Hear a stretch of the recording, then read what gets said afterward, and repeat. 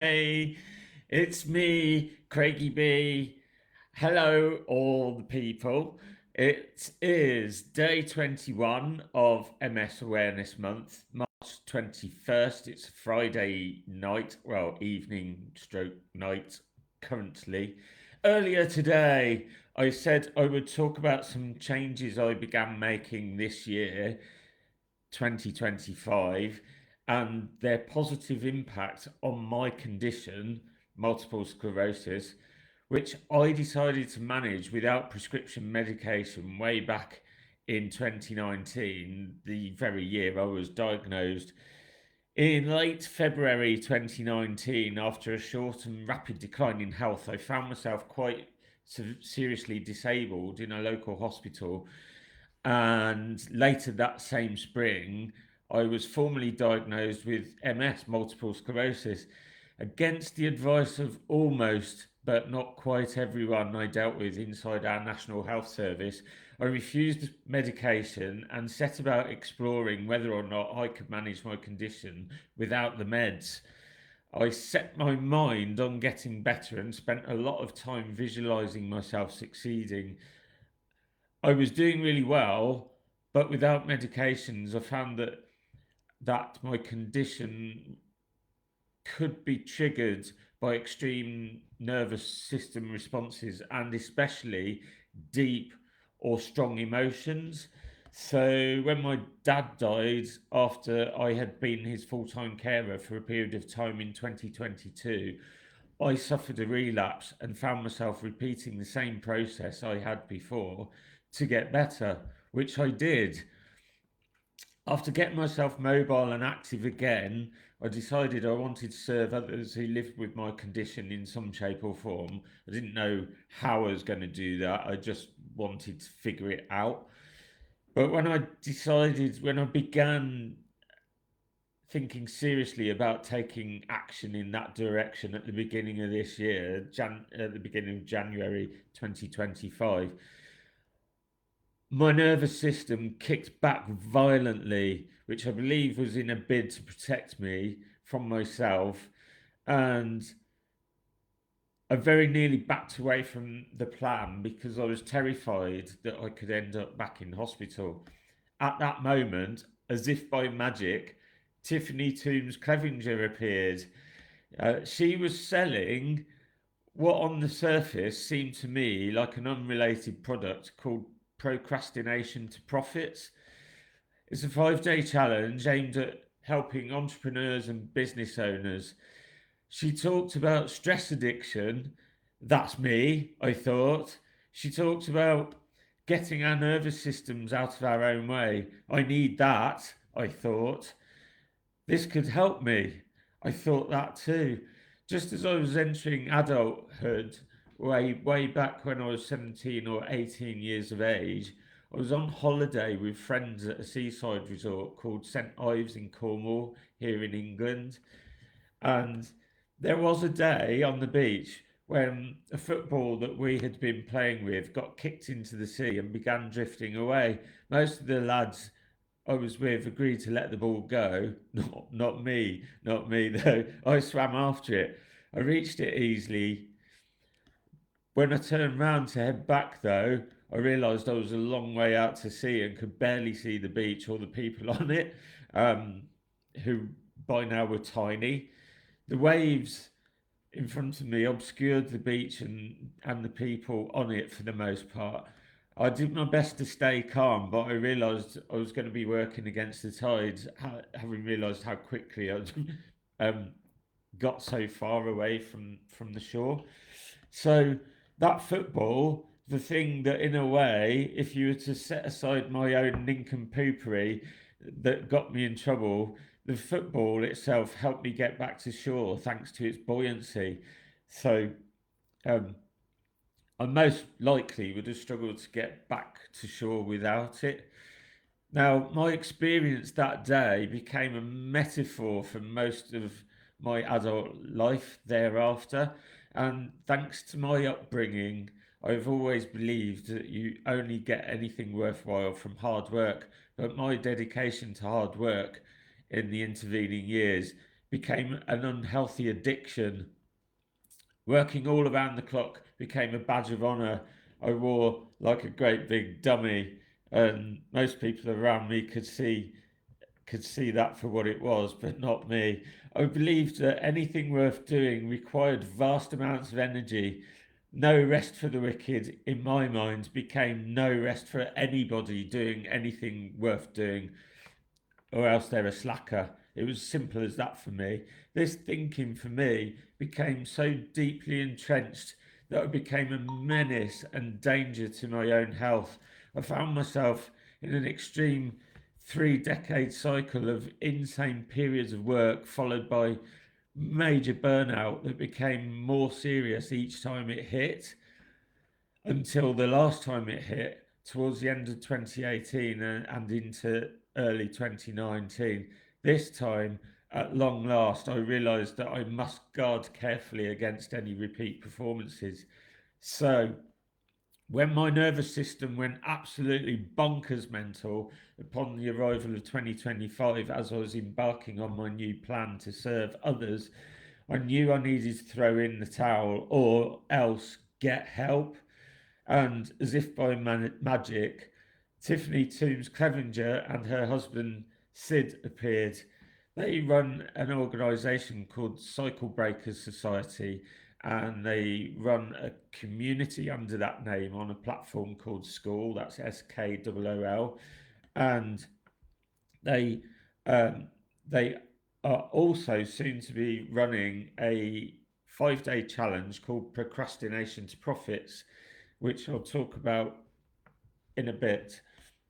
So, with their help, through one of their 5 day challenges, I began systematically applying lessons that they teach on their 5 day challenge to get my nervous system out of my own way.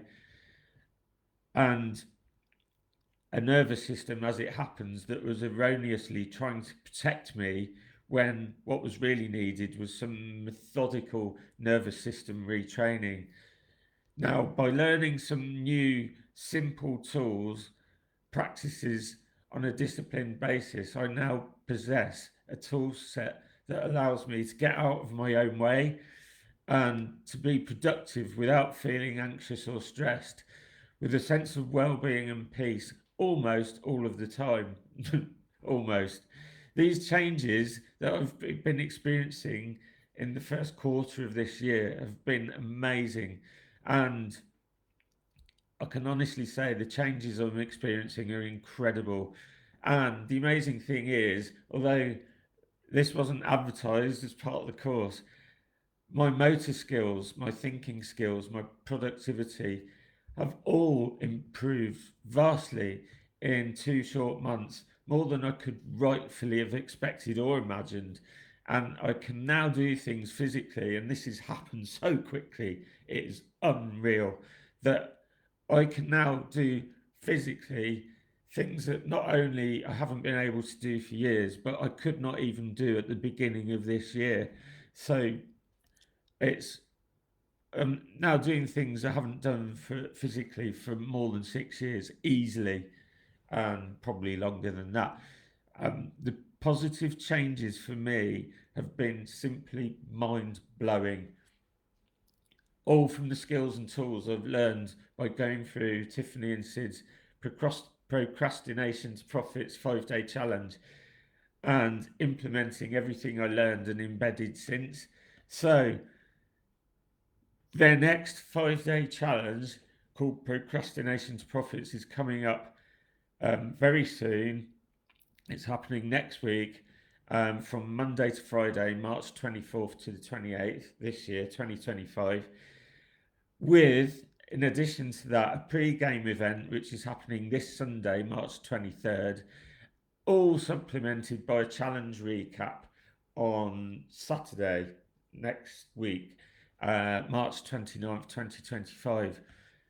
Now, given that I'm talking about benefits I've experienced regarding my MS and symptoms that I experience from my MS, I do need to illustrate some disclaimers for you. So, the challenge itself is called Procrastination to Profits. It's all about, it's for business owners, it's for entrepreneurs, and I suppose anyone who just wants to get more out of themselves, generally speaking. It's all about creating alignment between your life goals and your nervous system so that you can begin achieving in ways you found difficult previously. It sets out to help you overcome pesky repetitive behaviors such as self-sabotage. It's a business course for entrepreneurs and business owners, but really it can benefit anyone that's seeking any form of personal development or self-improvement. So, by its nature, it's not specifically aimed at people living with MS like me or at managing such a health condition or any others, really. But my goodness, it has helped me in that department. My mind is blown. The course does not contain or constitute medical advice, nor does it promise or suggest that it carries cures for medical ailments or conditions, and nor do I. So the things I've been talking about while I've been sharing my story here has been about unintended, unadvertised benefits I experienced as a result of applying and routinely practicing things I learned during the week-long challenge when I went through it in January this year, and have continued applying ever since and still do now.